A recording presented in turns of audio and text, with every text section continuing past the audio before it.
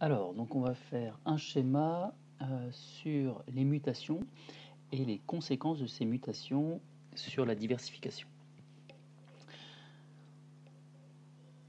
Alors, on va partir d'une séquence initiale d'ADN.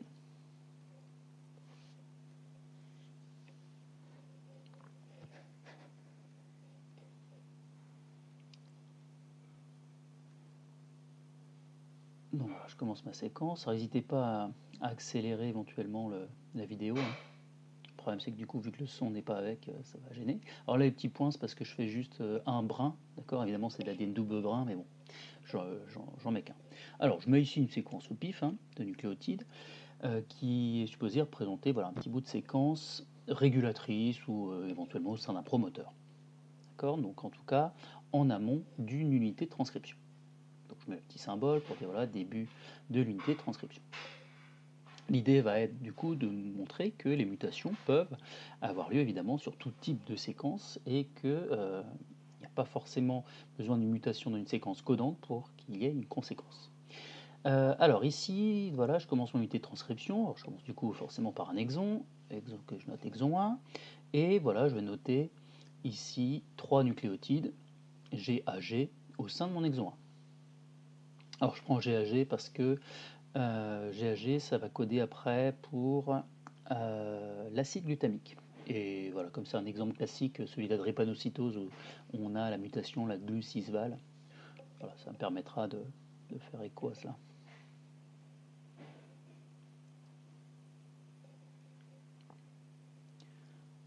Du coup, en faisant le son par-dessus, je me rends compte à quel point c'est lent. C'est horrible à regarder ce genre de vidéo. Donc je fais un deuxième exon et je remets GAG. Bon, voilà, pourquoi s'embêter. Alors j'en mets deux en fait. 2 fois je fais intervenir le GAG parce que ça va me permettre de faire une mutation, enfin 2 mutations ici de type substitution et montrer qu'elles ne vont pas forcément avoir le même impact en lien avec la redondance du code génétique. Alors ici, du coup, je vais rajouter au sein d'un de mes introns un autre type de séquence. Je vais rajouter un transposon, un élément génétique mobile. À noter ici que j'ai fait des introns tout petits par rapport aux exons, enfin qui ont à peu près la même taille, alors que normalement les introns sont bien plus grands que les exons. Donc voilà, ça représente en violet là, cet élément transposable. Et puis je rajoute un dernier petit exon que j'avais appelé exon 3. Après cet exon 3, je vais rajouter un autre transposon. Un autre élément génétique mobile. Ça va me permettre, voilà, tout à l'heure, d'illustrer du brassage d'exons.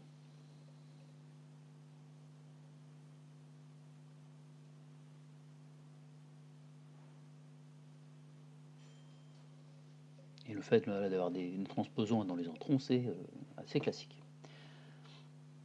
Et donc, suite à l'expression de ce gène ici, par transcription et traduction, alors là, je me rends compte que ça commence par TR tous les deux, je suis embêté, donc voilà, trans et trad. Je vais avoir du coup production d'une protéine.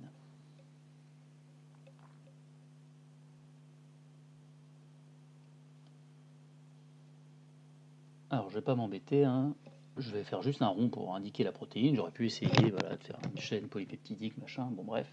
Je fais juste un rond, on va gagner du temps. Et puis je vais juste du coup noter avec le code couleur adéquat en lien avec ici la couleur que j'ai utilisée pour les exons, que mon gag de l'exon 1, il code pour l'acide glutamique. Donc voilà, il y a un acide aminé à un moment, c'est cet acide glutamique là.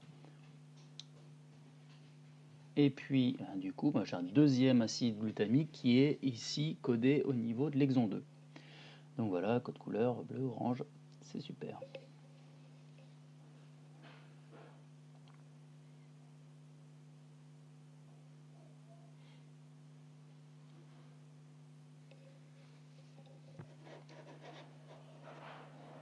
Ah, c'est encore 20 minutes. Bon.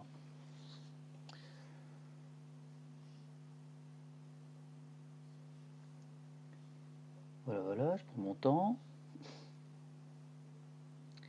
Donc là, je sais pas trop ce que je raconte, mais j'imagine que je dis, bon tiens, vu que cette séquence, la GCTA, je l'ai indiqué, je l'ai noté en amont de la séquence, et pour, je vous disais, une séquence régulatrice ou de type de type promoteur. Et donc là, ce que j'ai fait, le CIT, c'est pour complexe d'initiation de la transcription, pour dire voilà, que ce GCTA, là, la séquence, participe au recrutement de ce complexe d'initiation de la transcription. Je vais pouvoir du coup muter cette séquence et on va voir ce que ça a comme conséquence, d'où là le fait que vous voyez, je mets GGTA. Alors je regrette un peu d'avoir encore fait ici une substitution. D'accord, à choisir, j'aurais mis une insertion ou une délétion pour changer un peu, parce que je vais déjà mettre des substitutions là pour les autres séquences, alors que là en plus une insertion ou une délétion ne va pas modifier mon cadre de lecture, donc ça aurait été le bon moment en quelque sorte pour rajouter une insertion ou une délétion. Bon, donc vous n'hésitez pas sur votre schéma que vous êtes en train de faire là aussi à rajouter voilà, juste un nucléotide en plus ou en enlever un.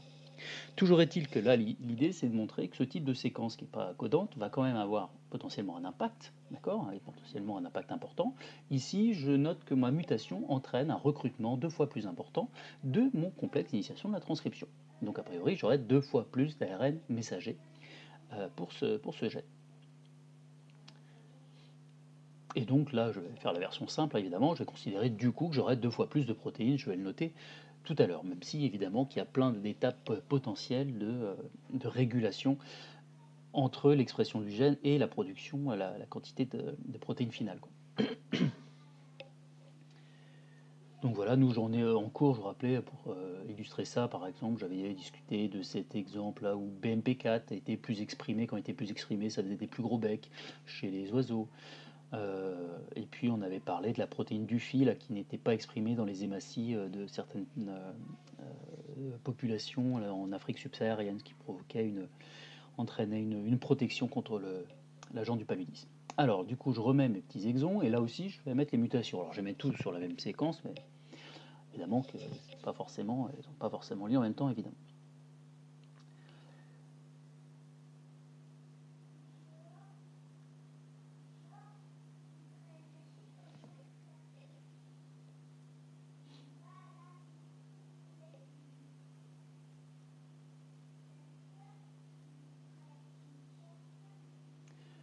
Et on remet les transposons.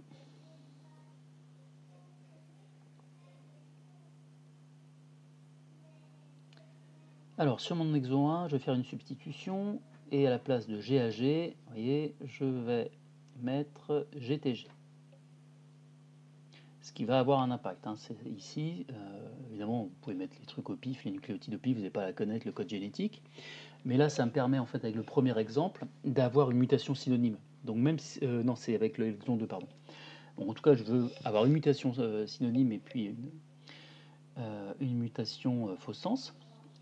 Et du coup, je vais indiquer derrière que je vais obtenir déjà 2 fois plus de protéines en lien avec la mutation que j'ai eu au niveau de ma séquence régulatrice. Et puis, je vais avoir mon acide aminé ici, l'acide glutamique, qui, pour une des mutations, une des substitutions, va me donner de la valine. Voilà, je reprends l'exemple dans la drépanocytose, mutation classique, je vous le rappelle. Et cette valine, du coup, est un acide aminé avec des propriétés chimiques totalement différentes de l'acide glutamique, qui, comme son nom l'indique, est acide, donc voilà, sous forme CO-COH. Et là, la valine, c'est hydrophobe, et c'est ce qui va participer à la précipitation des hémoglobines et la déformation des globules rouges dans le cas de la drépanocytose. Parce qu'en fait, cet acide glutamique qui est en périphérie de la protéine, maintenant c'est de la valine, et du coup, par le côté hydrophobe, ça va faciliter la précipitation, il y aura une interaction, une petite poche hydrophobe de l'hémoglobine. Donc vous voyez, une simple substitution, un simple changement d'acide aminé peut avoir des conséquences assez importantes. Et puis du coup, le deuxième, j'ai fait exprès d'illustrer, de mettre un exemple de mutation synonyme en lien avec cette redondance du code génétique. Puis rappelez-vous que quand bien même on n'aurait pas exactement le même acide aminé, il y a pas mal de mutations qui entraînent de façon le changement avec un acide aminé qui a des propriétés très similaires, et des regroupements, vous vous rappelez, au sein de ce code génétique. Donc voilà, glu et glu.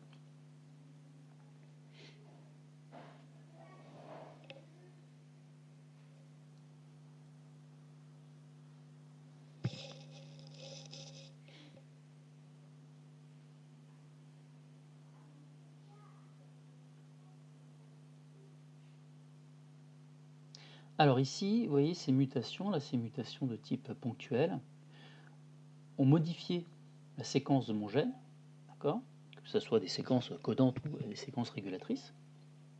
Et donc ces mutations ponctuelles vont ainsi permettre de créer de nouveaux allèles, et donc sont source de diversification en créant de nouveaux allèles. Là, on a vraiment créé quelque chose de nouveau.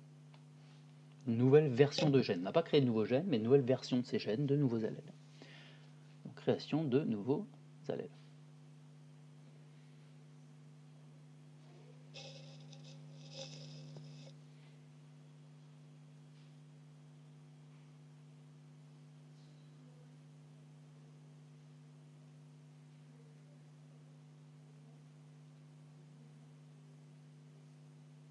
Alors, on va illustrer un petit peu d'autres types de mutations, sans vouloir être exhaustif, évidemment.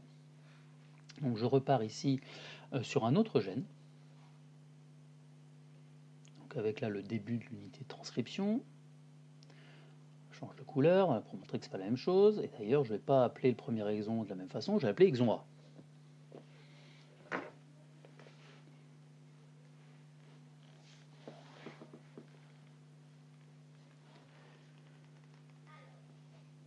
Et donc, je vais ici montrer un gène qui a été modifié par apport d'une autre séquence, parce que ici, vous avez vu les transposons sur mon gène de l'autre gène, ils peuvent s'exciser, les transposons. Dans le cas classique, vous voyez, j'ai les deux extrémités de mon transposon qui peuvent être reconnues, et donc ce transposon, voilà, peut partir.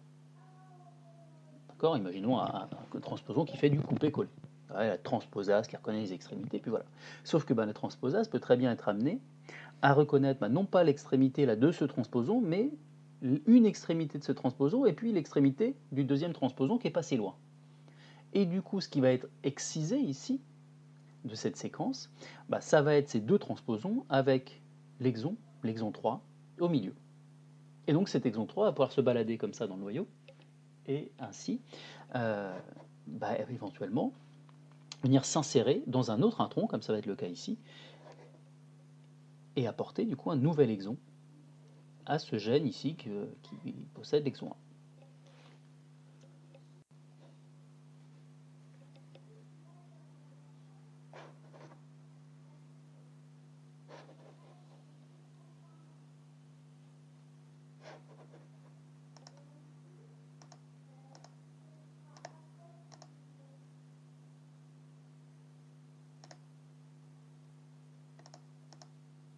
Alors j'essaie de recaler un peu le son, je sais pas ce que ça va donner, mais bon, on verra.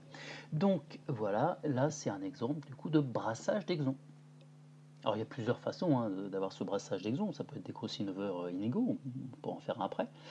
Mais là voilà, c'est une histoire de transposon qui balade du coup un exon. Alors j'ai mis qui balade un exon, ça pourrait être pourquoi pas à la limite qui balade un gène entier. J'imagine qu'il ne faut pas qu'il soit trop long quand même, mais bon. Donc voilà, il est venu s'insérer, et donc ce gène qui avait deux exons à la base, exon A, exon B, possède du coup un exon supplémentaire, un exon qui code du coup peut-être pour un domaine particulier, un domaine kinase, un domaine, imaginons, transmembranaire, et du coup, ce nouveau gène maintenant va produire une protéine qui va ressembler à celle d'avant, mais qui aura peut-être du coup une autre fonctionnalité, notamment peut-être qu'elle sera devenue membranaire.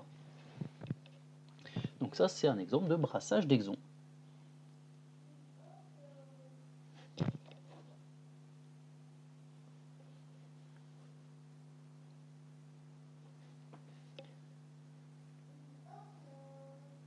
Je ne sais pas ce que je raconte là, je n'ai aucune idée.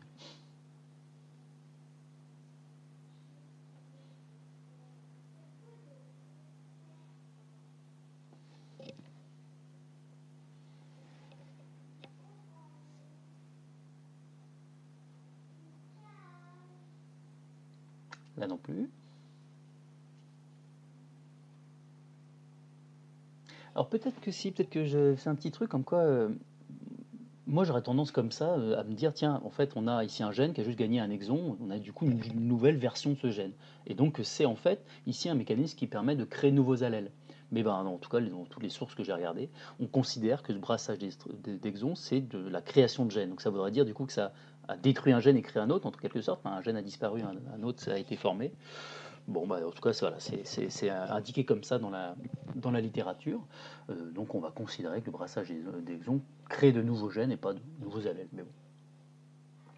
Alors du coup ici, repartons sur un autre exemple. Ici le crossing over inégal. Donc je refais une séquence avec un exon 1, exon 2. Je mets ici, du coup je remets des éléments transposables pour remontrer un peu l'importance qu'ils ont justement dans la diversification, dans le sens où ils conduisent comme ça à pas mal de types de mutations. Noterez, là je me trompe, hein, j'ai mis exon 2 en vert au lieu d'exon 3, mais je corrigeais tout à l'heure. Alors d'abord je mets exon, ici, exon 1, exon 2, exon machin, ça pourrait très bien être des gènes. D'accord? Les séquences et les boîtes que je fais, ça pourrait être des gènes, pourquoi pas. Donc voilà, je repars, en fait là l'idée c'était de repartir de ma séquence initiale, vous voyez, avec les deux mêmes transposons qui entourent l'exon 3.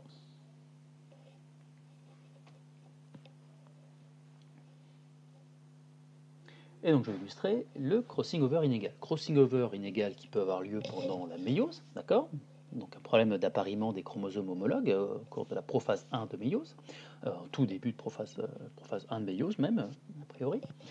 Mais il peut très bien y avoir crossing over inégal pendant l'interphase, en lien avec la réparation d'ADN, la réparation des cassures double brin. Des fois c'est juste on raboute les bouts, d'accord, on parle de réparation, on va dire non homologue, mais des fois on peut avoir de la recombinaison homologue pour réparer ça. Et dans la recombinaison du coup homologue, on peut avoir des problèmes aussi d'appariement.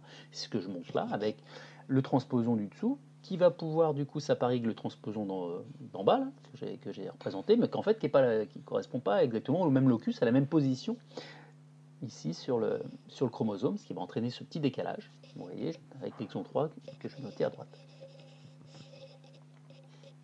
Et du coup, bon, l'exon 2 ici à gauche, etc. Donc le CO évidemment pour crossing over.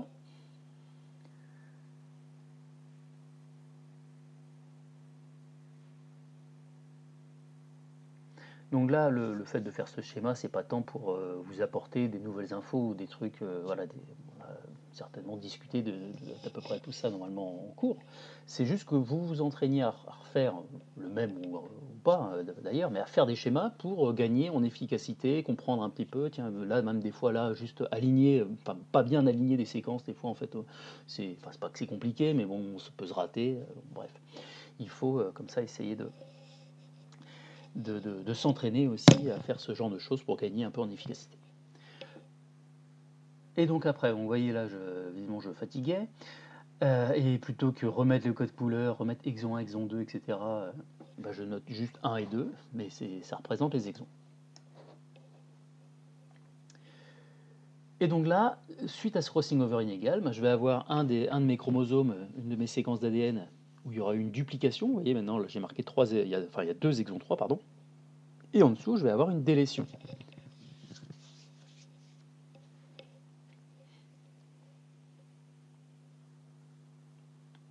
Et donc voilà, séquence en dessous, maintenant, elle a perdu l'exon 3, si on veut.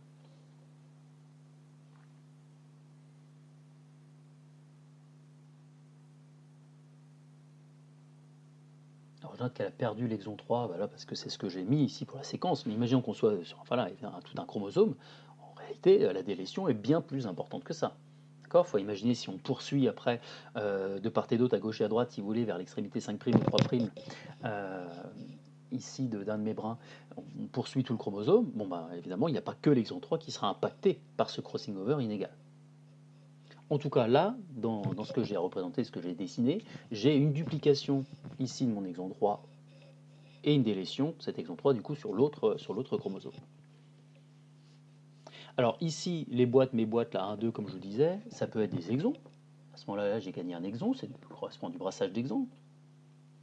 Mais ça peut très bien, comme je vous le disais aussi, être des gènes. Et là, du coup, j'ai gagné un gène. J'ai un gène de plus, j'ai 2 fois le même gène, du coup. On pourrait dire ça sert à rien, mais du coup, suite à potentiellement à... Bon, déjà, je peux avoir du coup plus d'expressions, ce qui peut être positif, négatif ou neutre. Mais du coup, potentiellement après, s'ils évoluent un peu différemment, je vais pouvoir créer une petite famille multigénique, pourquoi pas. Rappelez-vous, voilà l'exemple des globines. Ou des gènes homéotiques qu'on verra un peu plus tard.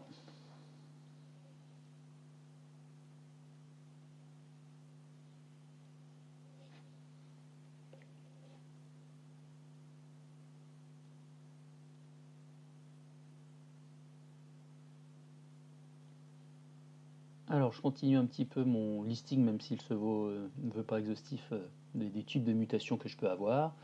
Donc là, je fais une cellule avec ici des chromosomes homologues, et j'imagine voilà, une situation où une méiose anormale va faire que mes chromosomes homologues ne vont pas être séparés ici, et je vais avoir du coup un gamète qui va contenir, pour au moins une paire des chromosomes homologues,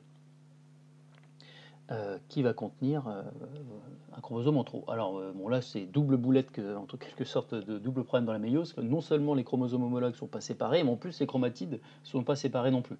Donc à refaire mon truc là, je montrerai ici soit un problème au cours de la division 1, soit de la division 2, mais peut-être pas les deux, là c'est peut-être un peu abusé, mais bon. En tout cas, l'idée c'est de montrer que je peux très bien me retrouver avec une duplication d'un chromosome, d'accord, une aneuploïdie dans ce cas ici. Donc là c'est supposé être un spermatozoïde, hein, mais c'est de cellules avec petit fil qui dépasse là. On peut aussi imaginer une autre situation où je vais avoir une polyploïdisation, d'accord, et je vais doubler directement mon lot de chromosomes. Donc là j'avais une paire de chromosomes homologues, je me retrouve avec deux paires de chromosomes homologues. Donc polyploïdisation, donc j'ai doublé tous mes gènes, et donc potentiellement ils vont chacun pouvoir après évoluer un peu dans leur coin ici.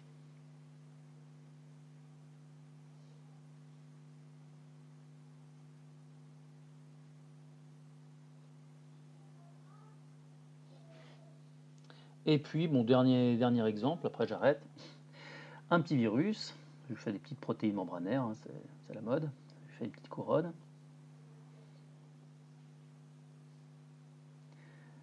Je me mets son génome, voilà, un génome viral, soit de l'ARN, de l'ADN, bref, on ne va pas rentrer dans le détail, mais je montre que dans ce génome, il y a voilà, une séquence particulière, on va dire un gène particulier, peut-être que le virus a piqué à telle ou telle espèce, d'accord, un peu comme tout à l'heure, avec des histoires, enfin pas forcément d'ailleurs comme tout à l'heure, mais des histoires où les transposons pouvaient se balader avec des gènes ici de tel ou tel type cellulaire. Bon, là c'est un peu pareil, un génome, par exemple, un rétrovirus peut très bien, suite à la transcription, partir aussi avec un exon, avec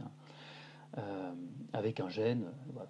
Et donc mon virus, en allant après, pourquoi pas, infecter une autre espèce, peut très bien amener ce gène au sein de la cellule d'une autre espèce. Donc voilà, je fais ici une grosse cellule type eucaryote, vous voyez, c'est les noyaux, je fais la séquence d'ADN, donc un chromosome, on va dire, présent dans cette cellule eucaryote.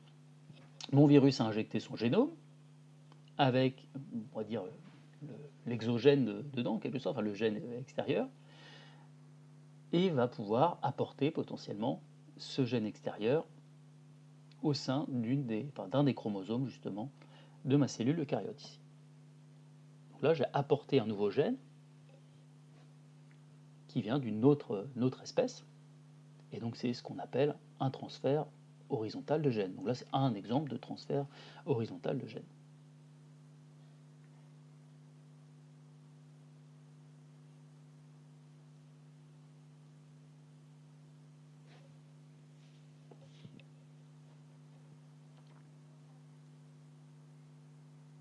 Donc tous ces nouveaux exemples, après mon exemple de création de nouveaux allèles, là on est sur de la création de nouveaux gènes. C'est pas de nouvelles, on ne crée pas de nouvelles versions de gènes déjà existants, on crée de nouveaux gènes.